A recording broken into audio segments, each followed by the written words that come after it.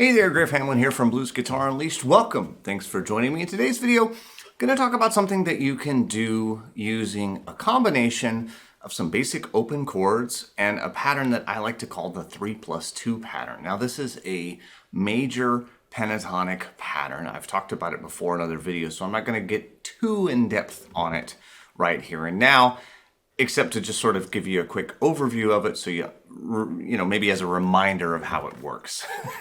So let's dig into that first. Now, the pattern in our case is going to revolve around, I'm going to use open chords. Now, I've talked about in the past that, of course, this can happen from any root. It doesn't matter if it's on the 5th string, it's on the 6th string, it doesn't matter at all.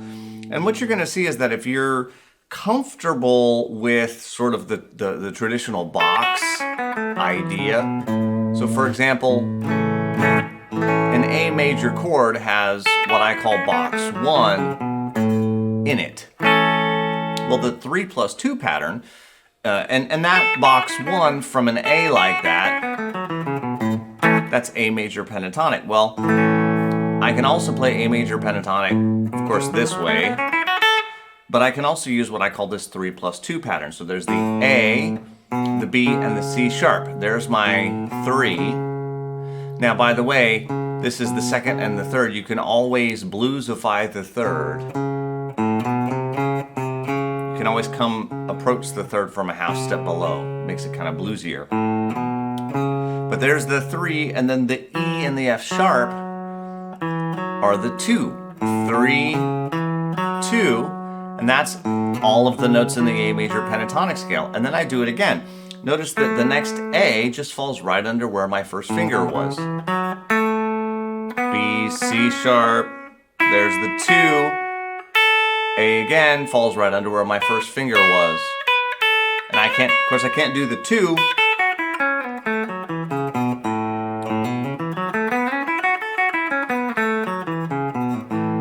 Now how I finger it, whether I'm going up or whether I'm going down, depending on how fast I'm going, if I'm playing maybe a double stop, you know, because there are certain instances where, for example, I do the 3, and then of course it's a little bit different because we cross over the B string.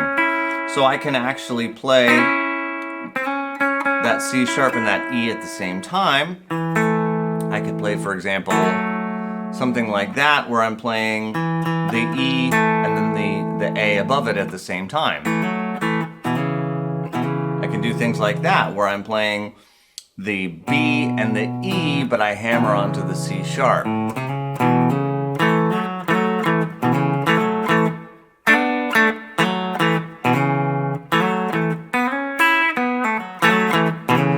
Okay, so I don't want to get too carried away on stuff like that. But that's the pattern. I can start it anywhere. Here's D. And again, I've got other videos about this. But if I use, let's say, a D major chord, right, I've got the open D, 1, 2, 3, D, E, F sharp, and the 2, A and B. And then I've got, again, D, I have to scoot up a fret because of the 2nd string, D, E, F sharp, A, B.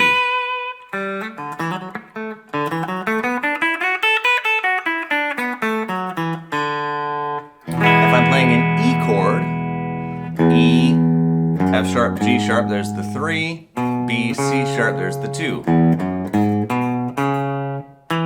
E, there's the 3, there's the 2. E, there's the 3, there's the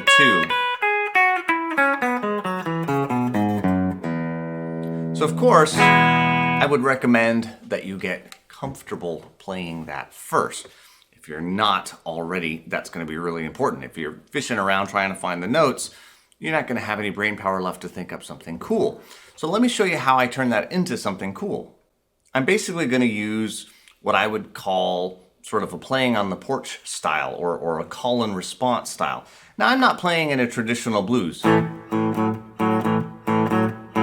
not doing anything like that. And by the way, this works just as well on, say, acoustic or electric. So I'm not doing that. I could.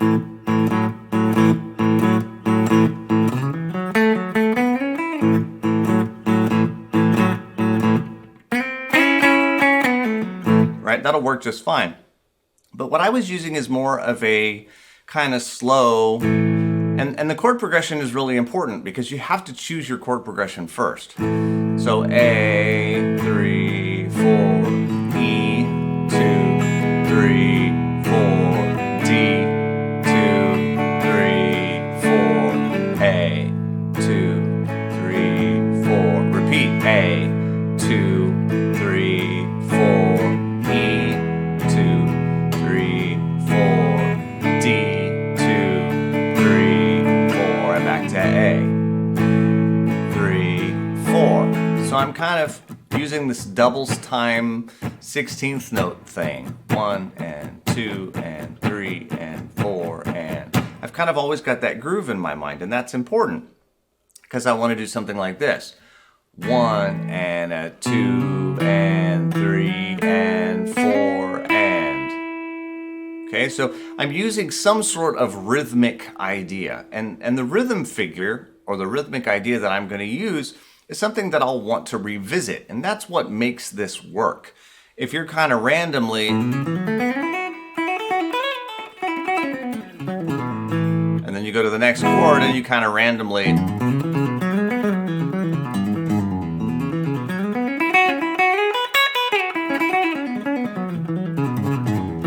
and then you go to the next chord,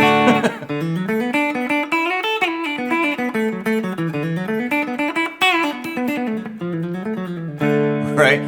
Okay, and yeah, you can do that, but as you notice that gets kind of really unmusical really quickly. And what makes this sound more musical is if you keep to a fairly consistent rhythmic idea. And once in a while, yeah, you might kind of go off in the weeds, but you're still going to keep the basic pulse, and you're still going to keep the chords changing in time. As long as you can keep that going, you're probably going to be okay. Again, I'm going to hit my A chord. That's beat 1, 1, and I'm going to do my little slide into my 3rd fret, say 1 and 2 and 3 and 4 and. So I'm doing 1 and or 2 and 3 and 4 and. 2 notes, 1 note.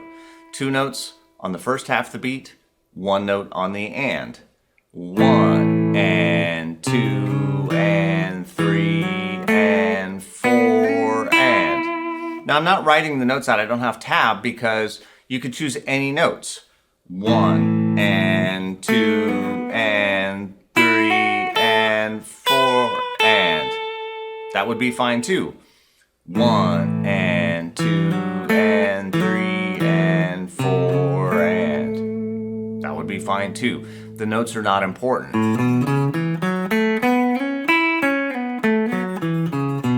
As long as they come from that group. Again, adding in that flatted third if you want.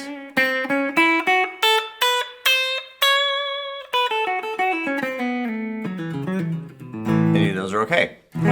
Same when I get to the E. 1 and 2 and 3 and 4 and. Or 1 and 2 and 3 and 4 and.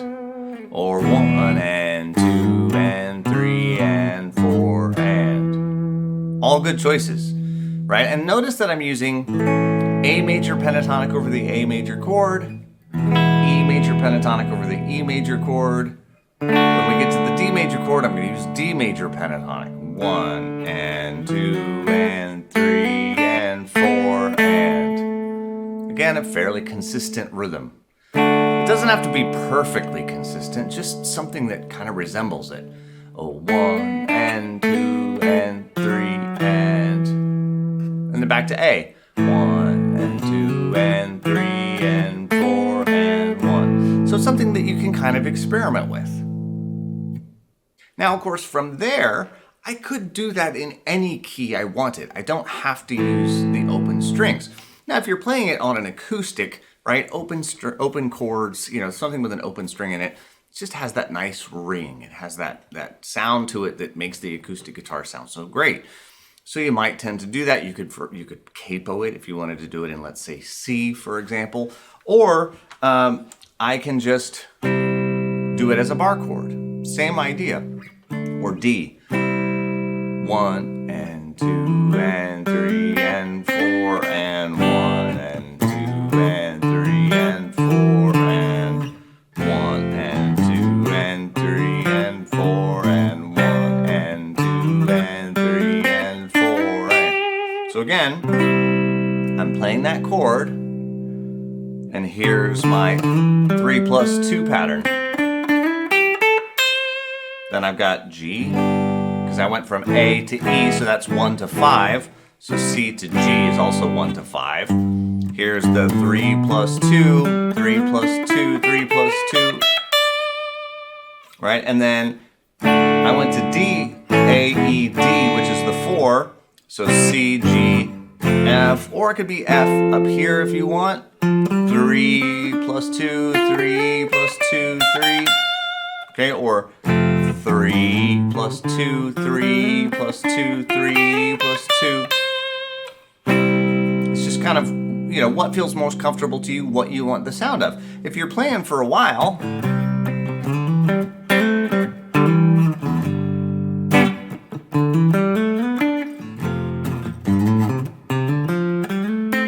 you might change things up.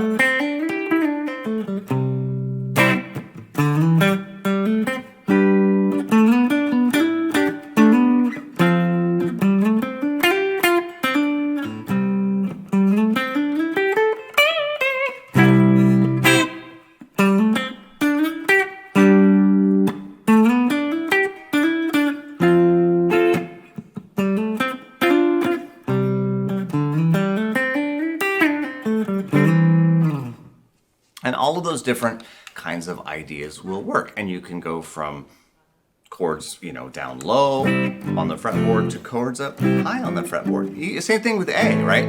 Even if I'm playing in A and I've got A, E, and D, well, I could use A and E. I could go to D way up here.